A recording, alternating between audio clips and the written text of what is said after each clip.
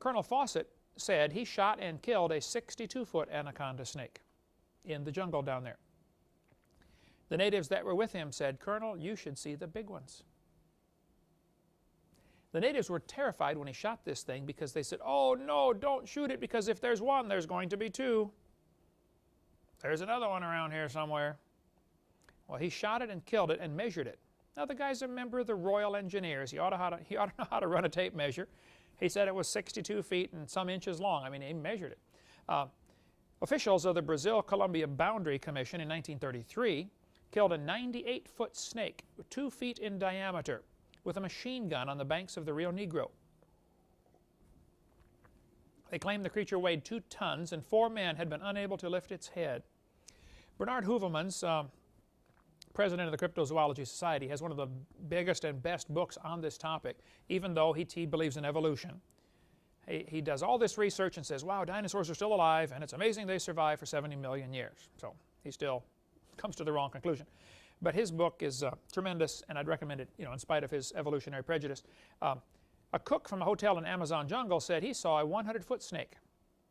Now, I met a missionary to Ecuador back in January of year 2000, and he told me the story right here, that this cook had told him that he saw a 100-foot snake which the military had hunted down after it had eaten 2 soldiers.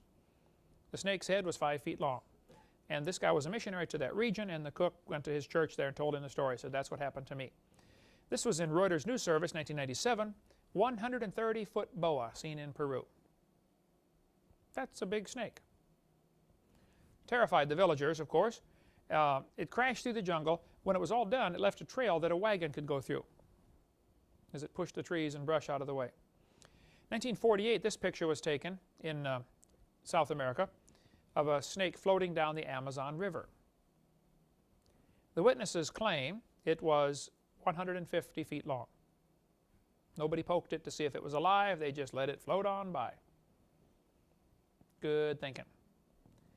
Now, Jim Foster was a student of mine for many years, and then he became a missionary he was in Amazon for a while. He told me that down where he was, in the central part of the country, the Amazon River was only 9 miles wide. Can you imagine a river 9 miles wide? When it gets out near the Atlantic Ocean, it becomes 200 miles wide. That's a big river. All sorts of things are in that river, of course, the piranha and all this kind of stuff. But in Scotland, of course, many folks have heard of the famous Loch Ness Monster.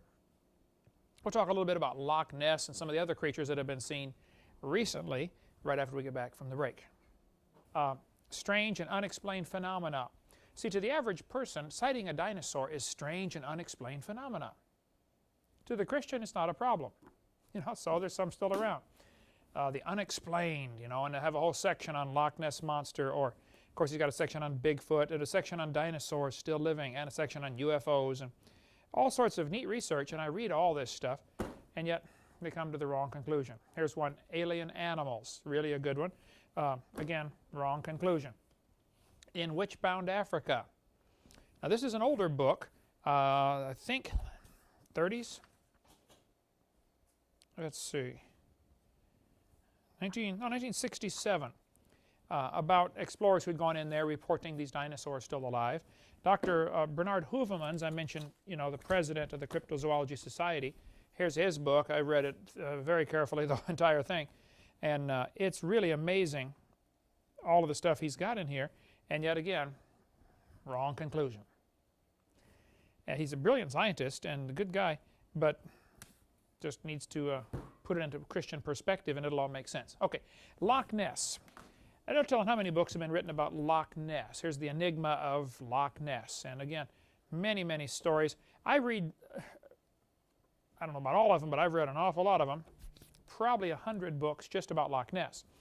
Because some tell the same stories. The same stories appear in many books, and other times you glean new things from other authors. There's a website, lochness.co.uk, if you want to get on their website, or cryptozoology.com. Good websites about this. In northern Scotland, Loch Ness is a long lake. It's 24 miles long, about a mile to a mile and a half wide. Loch Ness is extremely deep. It's about nearly 1,000 feet deep in places. Now, before 1933, there was not really good access to the lake. If you wanted to see Loch Ness, you had to climb over the mountains. There are mountains on both sides of the lake. It's in a very deep valley called the Glen, the Great Glen or something like that. Loch Ness, actually, if you look at it, is part of a channel. I'll back up a couple slides here. You can swim all the way across Scotland through these different lakes that are connected, lakes and rivers. Loch Ness is connected to the ocean via a river. Look at the north end there. You can see the little river goes up to the small town of Inverness. It's 7 miles from this little town, which has about 20,000 people, 7 miles up to Loch Ness. If you've ever taken a boat ride for 7 miles, you know how monotonous that can be because boats typically don't go real fast. But about the only access to this lake was go up the river 7 miles. And that's just to get to the end of the lake. You want to go 24 miles to the other end and turn around and come back. It's an all-day trip to go the length of Loch Ness. There were some old monasteries built along there and some old castles. The Urquhart Castle is there on Loch Ness. But in 1933, some guy decided to put a road in on the edge of the lake. And because it's real steep and from the mountains, that's not as easy as it sounds. They had to blast a groove into the mountains like they do up in the mountains of Pennsylvania. You know, you got to cut a V out of the rock to get where you're going. So in 1933, they blasted a roadbed and put a road in. Now, you did not have to go over the mountains to get to Loch Ness. You could just drive along the edge of it. Nice, curvy, windy, scenic tour. This picture shows the Loch Ness Road from the other side, as my drawing did on the last one. This author said there have been 9,000 reported sightings, 3,000 of them recorded. Now, in 1933, when the road was put in, there were 52 separate sightings of the Loch Ness Monster. Many people have guessed that possibly because they were dynamiting along the edge and it was a lot of noise, blasting rocks into the lake, it disturbed whatever was in there. Who knows? The creature certainly could have swum out to the ocean because it has access back and forth to the ocean from Loch Ness. Today, in the year 2000 here, it's a little over 11,000 reported sightings of the Loch Ness Monster.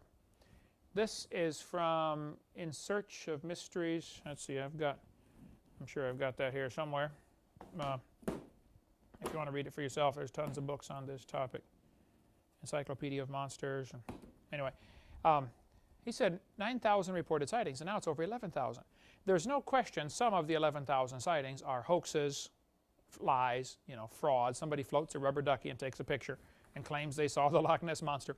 There certainly is some tourist value to this, brings a lot of tourists in because they claim they've seen Loch Ness Monster, and then, of course, that's money. But the fact that there's a few frauds doesn't mean they're all frauds. What some people do is they get the mistaken idea, if they can prove one of these sightings to be a fraud, that proves they're all frauds. Well, that's silly. That's like saying if I can find one counterfeit $20 bill, that proves they're all counterfeit. Well, that's a poor example because they are all counterfeit since the Federal Reserve just prints them, Anyway, you know what I'm talking about. The different tabloid newspapers will always put something in there about we captured the Loch Ness Monster, and it has a baby like this one here. But Sir Peter Scott, as a member of Parliament, he claims he has seen the Loch Ness Monster. He wears the shirt, "I believe in the Loch Ness Monster." That'd be the equivalent of a U.S. Senator. He claims, and most people claim, it's a plesiosaur. Now, when you read all the books about Loch Ness Monster, and again, I have read lots of them and lots of articles and stories and sightings, they will almost all of them describe a plesiosaurus, a long neck, 4 flippers, short tail. Some of them describe humps on the back. Some say there are no humps. I've read at least one, maybe 2 stories where somebody said they saw the creature going very slow and there were humps on its back. Several people describe it as bunches on its back. And then there were 2 of these stories that said they saw all of these bumps straighten out into one big hump as it took off swimming real fast. Who knows? The theories are that probably, the best theory that I'm aware of is that probably these, as the creature is going slow, the muscles are contracted on its back, making the bumps, and then when it swims fast, the muscles straighten out into one long hump. Got a better idea? I'd love to hear it. But when you read these articles about Loch Ness Monster, like this one is from the book Strange Animals, which I don't think I have out here. But he says, others insist Nessie must be a plesiosaur. One thing wrong with this theory is that plesiosaurs are believed to have become extinct 70 million years ago. Now hold it. There's nothing wrong with the theory. There's something wrong with his prejudice, because he's already decided he believes in evolution. Arthur Grant is a veterinarian student. He nearly ran into Nessie on his motorcycle one night. 1:30 or 1:40 in the morning, he's driving down this new highway there in 1934. The road's just been in for a year. And Nessie scooted across the road in front of his motorcycle. Now the guy's a veterinarian student. He ought to know something about animals. So he drew this sketch after the sighting. He said it moved very clumsy like a seal with flippers. Here's the sketch he drew of Loch Ness Monster.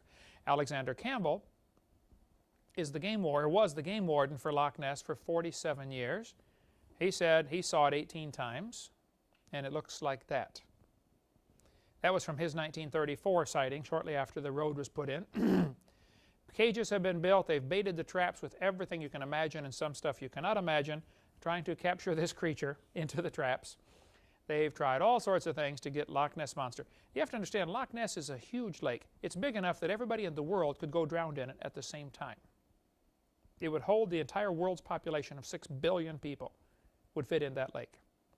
And it is very black water. It's got so much suspended peat particles in it. Here is a bottle of water from Loch Ness. Because it's in a valley between these mountains, when it rains, especially peat, which is partially decayed plant material, washes off into the water and very, very slowly sinks to the bottom. Any little movement or storms or disturbance, makes the water muddy, like a mud puddle. I'll pass this around. If you shake it up, you can see all the stuff floating in here, the suspended peat particles. That is what the whole lake is like. Now, if you get enough of that stuff together, you get 6 or 8 or 10 feet, it eventually blocks all the light. And so the top 6 feet might be fairly clear, and the deeper you go, the darker it gets, and you get down 6, 8, 10 feet, and it's black. Sunlight can't penetrate through all that stuff floating around. And so you've got a lake nearly 1,000 feet deep of pitch black. You can't see anything. There's just too much stuff floating in the water, just like a mud puddle. Shine a flashlight into a mud puddle sometime and you'll see what I'm talking about. The light just simply won't penetrate. Many sketches have been drawn of this creature. The Spicer family said they saw it with a sheep in its mouth, headed back for the lake. One guy heard a disturbance in the water. He had some friends hold torches, and he went out there and took a picture. And he got a picture of a hump and a neck. Off to the right, you can see the neck sticking out. Now, when they republished this picture in Reader's Digest, they cut the head off. You know how they crop pictures to make them fit? All you see here is the back. In the Reader's Digest, Reader's Digest abridged version, where they cut the head off of the creature. McLeod said he watched it through binoculars for 10 minutes. Tim Dinsdale, the author of this book, Loch Ness Monster, which is still on the shelf in there, Tim Dinsdale was an engineer from England or London, I believe. He went and saw the Loch Ness Monster. He said he videotaped it for like a minute, or filmed it with a film. It was great distance. It was zigzagging back and forth across the lake.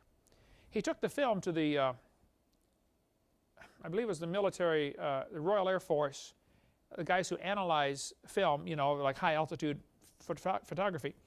And they said it's definitely an animate object, the living object. And Tim got so excited about what he saw that he quit his job, bought a boat, and went and lived on Loch Ness. He wanted to see it again, that bad. Dedicated the rest of his life to researching, interviewing people who've seen it, gathering information. To my knowledge, he never saw it again. But he's written several books. He just died here several years ago, but he wrote several books on the Loch Ness Monster. He describes, for instance, Torquil McLeod, who watched the critter for 9 minutes through binoculars and drew those sketches. McLeod, after watching it 9 minutes, said, "I think Loch Ness Monster looks like this." Many people have drawn sketches. Some people say it has horns or tubes on its head. All sorts of speculation is about this. Most people do not describe anything on its head. A few say it's got bumps sticking up, and they think there might be retractable breathing tubes, you know, like a snail's eyes. His eyes will stick up, and when you touch him, they go back down in his head. There's all sorts of guesses on this. Nobody knows for sure what it is. But World Book Encyclopedia put a submarine in Loch Ness. They brought the submarine from Atlanta, Georgia. Dan Taylor built it, and they brought the sub over there, put it in the lake.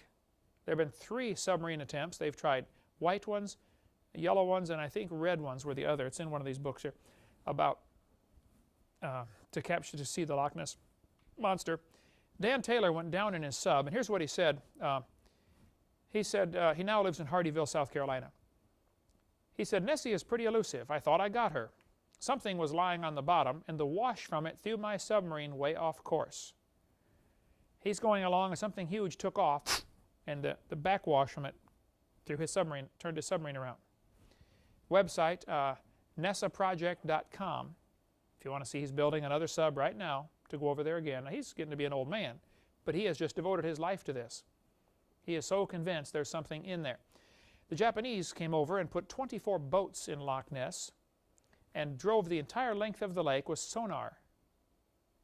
All of them had sonar devices, and as far as anybody knows, that's the first time the bottom of Loch Ness was scanned. Continuous scan of sonar. They said the bottom of Loch Ness is wrinkled up like a raisin. There are many places to hide, and I'm sure Nessie heard 24 boats coming down the lake. Sound travels real good underwater.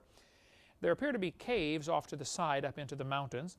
Some have speculated that there might even be what's called an airlock, where the creature could go from the lake up into a cave in a mountain and then back down into the ocean.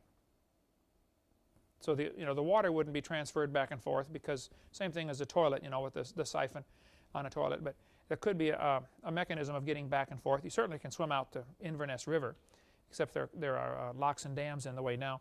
But even then, you could still get out. One guy did get a picture of a giant diamond-shaped flipper.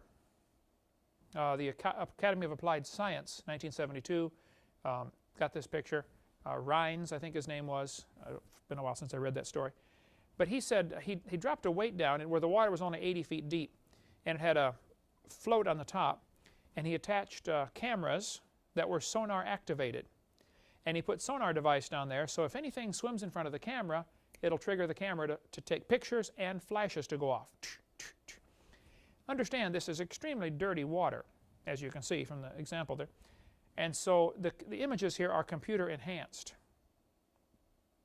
from the images that he got with his film because of the murkiness of the water. But again, it appeared to have diamond-shaped flippers. There's a fairly famous picture here from Reader's Digest showing Nessie with its mouth open. Many people describe humps. The surgeon's photo is interesting. They claim it was faked, and it certainly could have been. I don't know.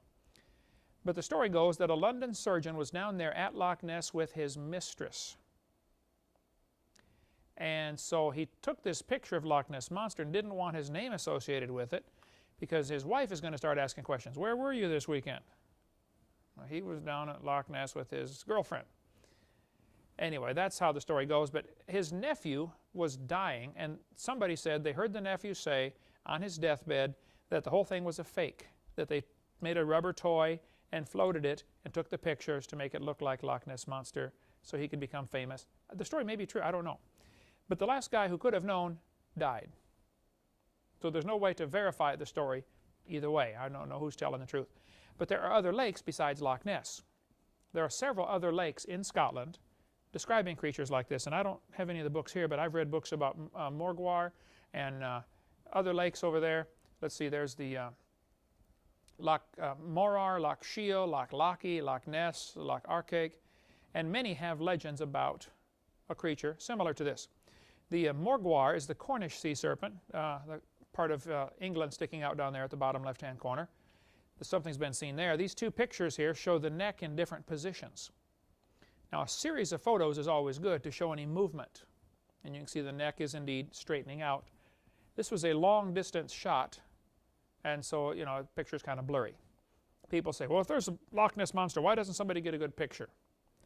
That's a fair question. First of all, I think some fairly good pictures have been taken. Secondly, I would ask you the question, how many of you have ever seen a car accident? You watched it happen. I have probably seen 100 of them. We saw 50 in one day in an ice storm up in Wisconsin. Watched them happen all around us. We watched them going on like crazy. I'd like somebody to get me a picture of a car wreck as it happens. Even if your camera is sitting there beside you, which it probably isn't, when the accident happens, you won't think in time to get the camera, focus it in, and take a picture. And even when you have a camera with you, when you see Loch Ness Monster, it's like, wow, what have I, and then it's gone and it's too late, you don't get a picture. So, English Channel has reported something like this. The English Channel sea serpent, sea dragon was listed in an old dictionary somebody sent me.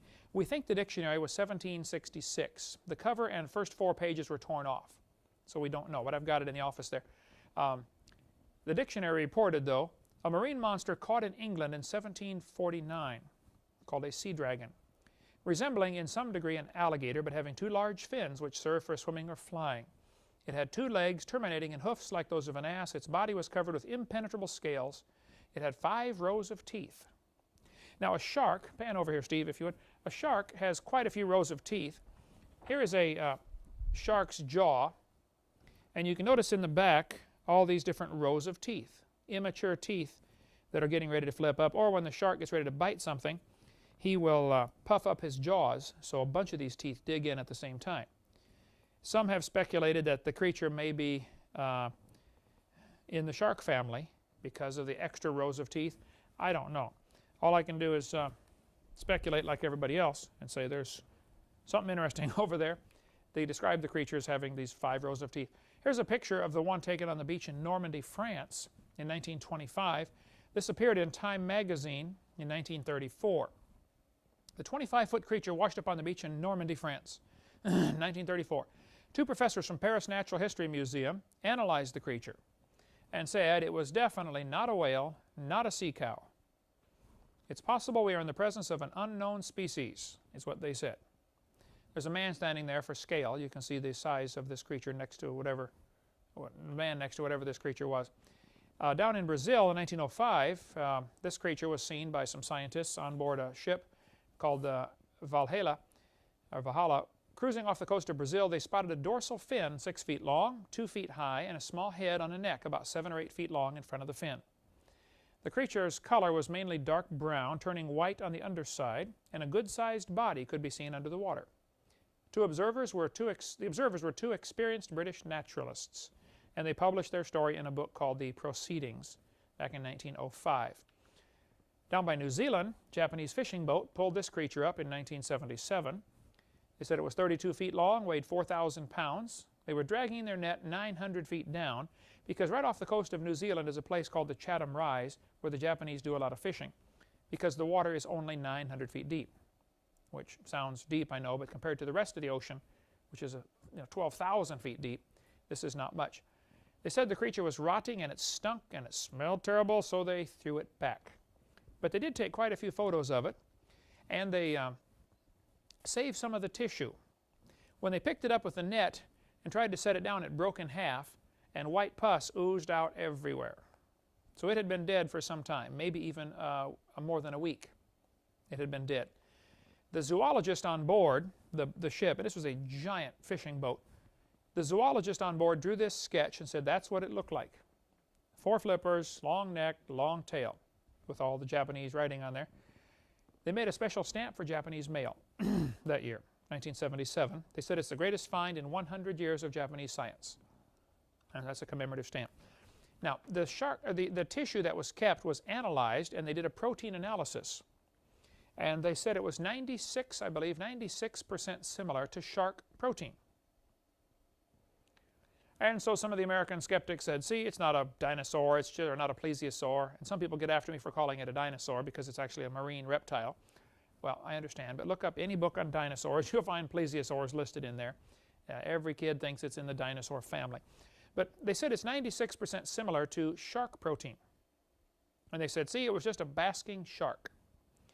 The excuse they always give for these creatures is they say it's just a basking shark, which is a monstrous shark. And when it dies, they say the gills rot and fall off, the flippers fall apart, and it ends up looking like it has 4 flippers and a long neck, when actually that's just his spinal cord and the gills are gone. I've read all that stuff. I've heard all that stuff many times. the people on board who had it said, look, we know what a basking shark is. It's not a basking shark. They also, when they analyzed the protein and found it's 96% similar to shark protein, I believe it's elasmatin or something like that, they said, see, it's just a shark. I want to hold it. First place, nobody's ever seen plesiosaur protein to know what it's supposed to look like. Secondly, 96% similar means it's 4% different. 4% of the DNA code is a lot of information. Humans and chimpanzees are supposed to be 99% similar. But obviously humans and chimpanzees are extremely different. So 4% doesn't impress me, because that's just a cop-out to say, well, it's just a basking shark. I'm sorry, I just don't buy that. The people who had it in their hand said, no, it's not a basking shark. In Russia, what does that say in Russian across the top there, brother? Puzzle. Mystery? Puzzle of lake. Mystery of the lake. Okay. This article in Russia describes the animal that was seen in this lake that had a fin on its back. Interesting. What looked like a huge dinosaur washed up on the beach in Russia on the north coast in 1994. They said the creature was 39 feet long. Northern island of Japan has a creature like that. I just talked to a missionary over there yesterday, a day before, recently here. I'm going to the central island of Japan, Tokyo area, in a couple months, and he's a missionary on the North Island. I forget the name of the island now, but he's going to do some checking on this creature, but hasn't been seen since '73. But there were rumors of this lake over there up in the mountains of a creature like the Loch Ness Monster. There's a lake in southern Japan on the South Island right there where they call the creature Issy. Nessie, Loch Ness Monster is called Nessie. This one's called Issy. There's a big lake over there, Lake Ikeda in Japan. China has one. Some people said they saw one. They called it a USO, unidentified swimming object. The monster was golden yellow in color, had a long neck, beard, a horned head the size of a wash basin. Here again we have the report of the horns on the head. Nobody knows what it was. Reuters News Service reported in this lake in Sweden there have been 450 people who claim they've seen this creature, a similar creature to Loch Ness Monster, in one of the lakes up there in Sweden. Canada has many lakes reporting creatures like this. Canada's Lake Monsters. We sell the book through our ministry here. Nessie's Canadian cousin. Scientists are believers. Down in southern British Columbia, just north of Washington State, is the town of Kelowna, which is right on a monstrous lake called Lake Okanagan. Lake Okanagan is 80 miles long. That's from here to what? Biloxi, Mississippi, just about. 80 miles, long lake. There's $1 million reward out if anybody can capture the Ogopogo. This plaque is up there about Ogopogo's home. Before the unimaginative, practical white man came, the fearsome lake monster, Nahatik, whatever, was well known to the primitive, superstitious Indians. His home was believed to be a cave at Squally Point, and small animals were carried in the canoes to appease the serpent. Ogopogo still is seen each year now, but now by white men. The $1 million reward is quickly withdrawn for fear somebody would go out and try to kill it, you know. But at the end of my video number 3, I have interviews on there with people who claim they've seen the Ogopogo, as the creature is called. This article by Mary Moon says, Ogopogo, here it says, they were the latest among thousands to see something strange in this narrow 80-mile-long lake in southern British Columbia. I interviewed this guy on top for nearly an hour. These 4 men spent their lifetime fishing out in the Atlantic Ocean, off the coast of Cape Sable Island, Nova Scotia, right there. He told me the story. He said, Brother Hovind, I was out there. I met him in 1992. There's his phone number right there. He said he'd been fishing since he was 5. There's a bunch of fishing village there. I preached in that village. He said, I'd been out there fishing since I was 5. He was 67 at the time, so 62 years of experience out there on the ocean. He said, I've never seen anything like it. I don't ever want to see anything like it again. He said, this creature came out of the water and chased our boat from 1 to 2 miles. He said it was 40 to 50 feet long. It held its head out of the water about 15 feet, so it's not a fish. He described it as having 4-foot tusks like a walrus, like in sharp-pointed teeth about the size of his fingers. I showed him the plesiosaur. He said, no, it's not exactly like that. The neck was thicker, 2 foot thick, 8 or 9 feet long, with 9-inch diameter eyes. And he said the eyes were set at an angle from the front, because I asked him all these questions. I said, were the eyes on the front, like humans or on the side like a fish? He said kind of at an angle. So it's not on the side like a fish. He said he could see no visible means of propulsion. Many people describe Loch Ness Monster as having a hump on its back, moving very fast, but you can't see what's making it move. On a whale, you see the tail go up and down. On a shark, the tail goes side to side. They don't see what's making this move. If it's 4 flippers underneath, you know, it can be doing the flipper movement and swimming, and you don't see what's happening under the water. He said it was grayish brown, covered in barnacles, rough textured, and did not appear to have scales. They were 6 miles south of Cape Sable Island. He said the water was 180 feet deep and flat cam. They pronounce flat calm. He said it's flat cam. I had to ask him to explain that. He said, oh, no waves. Oh, calm. Okay. He said, I don't want to see it again. I've got the whole interview on audio tape if you want to listen to it. The Cadborosaurus is the one seen in Cadboro Bay, British Columbia, which is north of Washington State. It's been seen as far south as Oregon. Professor LeBlanc at the University of British Columbia published a paper on it. He wrote this book. Professor LeBlanc and Bousfield wrote this book about the Cadborosaurus, and we sell the book if you want to read it. They describe it as having a long neck and short pointed front flippers, a horse-like head, and distinct eyes. A couple of pilots saw it in 1993 and reported it in Carl Schuker's book, The Unexplained. Let's see. Unexplained by Jerome Clark. Unexplained by Carl Schuker. There must still be in the library there. Yeah, it's still in the library. Oh, here it is. No, this is another one by Jerome Clark. I got Schuker's book too. Anyway, he's an English scientist who writes a lot on this topic. A baby one was captured in I don't remember the date now, but a guy was sailing out there in this huge bay, and this thing went swimming past his boat. So he put his dip net down and pulled it up, dumped it into a bucket full of water, and drew that sketch of it. He didn't have a camera, but he drew this sketch, and he said the thing was scratching, obviously distressed, trying to get out, you know, panicking, so he dumped it overboard. Didn't save it. But there's 2 little front flippers, bumps down its back like scales, large eyes, and a head shaped sort of like a horse. That's what they describe it as. We sell this book also, Monster, about North American lake monsters. I talked to this man. His name is Jacques Beauvais. He's a Canadian researcher who does research on the Lake Memphremagog monster. This is a huge lake that goes from Quebec down into Vermont. Or if you're an American, it goes from Vermont up into Quebec. But Jacques lives in Magog on the northern end of this lake. There's his phone number and address. I talked to him for 3 hours, videotaped the interview with him. He tapes interviews with folks who've seen this creature. In 1992, there were 26 people who saw it, as an example, kind of a typical year. Something's been seen in Chesapeake Bay here in America, in the Potomac River. They describe it as looking like the Loch Ness Monster. In the south end of Rhode Island, there's an island off in the ocean there called Block Island. There's a picture of the Block Island. On this island in 1996, this creature washed up on the beach. Someone stole the bones later, but it's about 14 feet long. Nobody knows what it was, a totally new creature.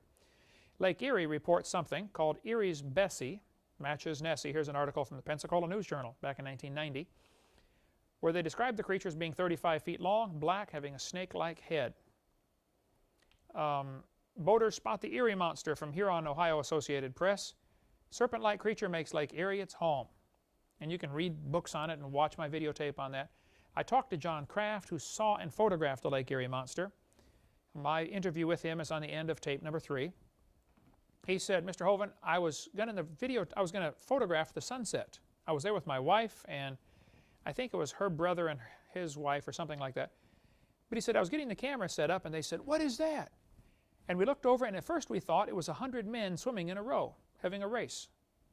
And we thought, boy, it's getting almost dark. It's getting kind of late to be swimming in Lake Erie. But then it stuck its head up. He said by the time he got his camera put together and focused in, the head was down. All he got was the back. He said, sorry, that's the best I got right there. I showed him my plesiosaur model. He said, no, it's not quite like that. The neck was a little shorter. Pete Peterson is a taxidermist who lives on Lake Erie. People catch fish. He stuffs them and mounts them. He was walking on the beach in Lake Erie and found this creature. Seagulls were pecking at it. He took it down, took it home, stuffed it and mounted it. He said, I don't know what it is. You tell me. Carl Baugh bought it off him, took it down to Glen Rose, Texas, when they did a CAT scan of it,